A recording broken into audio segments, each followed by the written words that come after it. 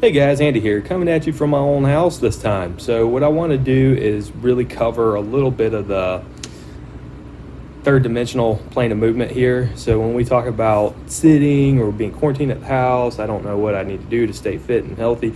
A couple of these exercises would really help reduce a lot of that lumbar stiffness from sitting on the couch, laying in bed, doing literally nothing during this time frame, to keeping that mobility and the fluidity of your lower back to where it just still feels healthy and natural. Okay? So I've already preset a bar. It's got a load to one side and it's got a load to the other. However, one of these loads is going to be accommodating, meaning I'm using a resistance band and possibly less or more weight being dangled across that weight or across that resistance. I like my regular way of doing this.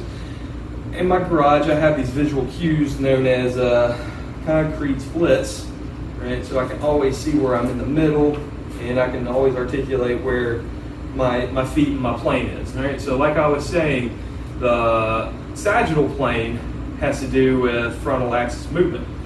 So that has to do with, a lot of sagittal plane movements have to do with like flexion and extension,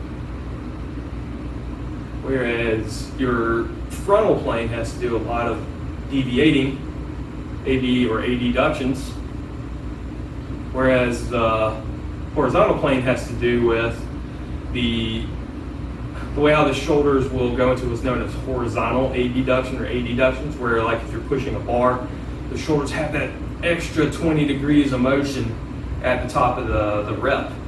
So when we're talking about combining those three, you want to ensure that, one, you have some kind of accommodating resistance, as I do. A lot of that has to do with, like, if you're squatting, there's always some third range of motion. You can mitigate it as much as possible. You can have the most perfect form. You can have the best biomechanic coach that talks about how to increase the force arm and force production, torque production. You can do all that. However, very, very small, if you're an expert and a pro, will have a 0.001 amount of rotational deviation, okay? And a lot of guys get hurt, a lot of girls get hurt, trying to, one, overcompensate by using heavier weights all the time, not allowing that third directional or third dimensional range of motion to occur. So with this weight, it's accommodating. You're gonna see it swing, it's going to bounce, it's going to slingshot upward, and with that, you're adding in a third component, going down in a sagittal plane exercise, but now I'm doing a frontal movement, and because of that, this weight is now deviating back, causing that third degree range of motion. And you want to hold those cores super tight to eliminate that. Plus, it's also going to create extra resistance across the close side leg. It's going to create a lot more strength, it's going to create a lot more muscular endurance, it's going to create a lot more muscular stability. And so I get asked, if you don't have the ability to do the squat like that just yet, how do I improve my stability, core control, or the neuromuscular connectivity to those muscles to activate appropriately and fire at the right times? Good question, I'm glad you asked. So what I like to do, and I like to have a lot of newbies, beginners, and guys new to the exercise field, start out with an upright seated position.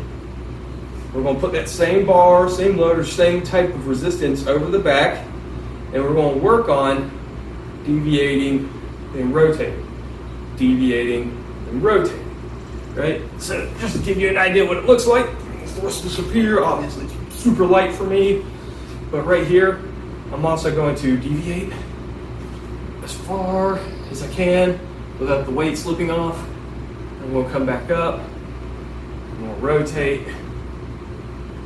You got to remember, the spine is capable of permitting these third degree ranges of motion, where you get a lot of the rotational from here in your thoracic spine and here through your lumbar spine. So if you have lower back pains, this would be a really great addition to just simply do. Okay, there's no perfect range of motion. Let's say I get here and I'm like, oh God, that hurts. I'm just gonna come back up. I'm gonna rotate. I'm gonna try keeping my knees buckled frontward or aligned out to the front.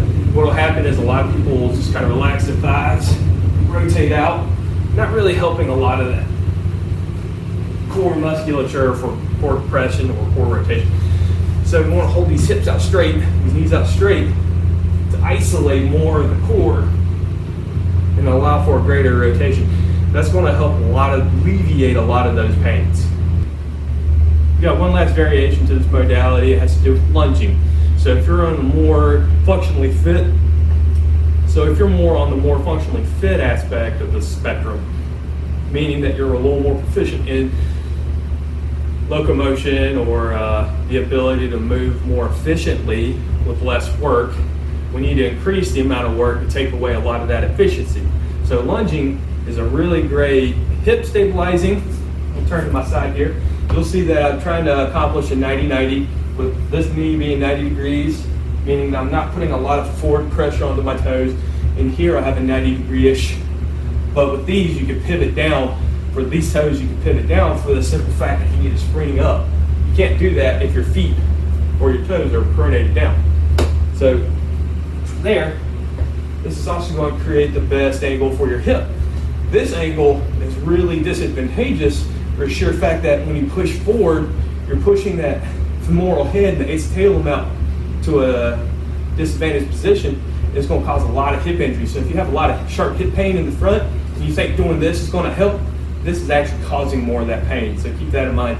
So we always want to make sure if you're trying to stretch out your hip flexor, try to keep a nice 90-degree angle. Lean forward. Push yourself back a little bit. Not super cranky.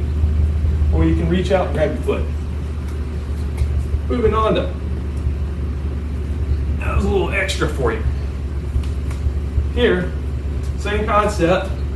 Got an accommodating load to the right, my right, your left. I'm going to take a simple lunge. Right? I'm going to walk back, step up. Try to keep all the pressure along the triangle of the front foot. You can do that on both sides.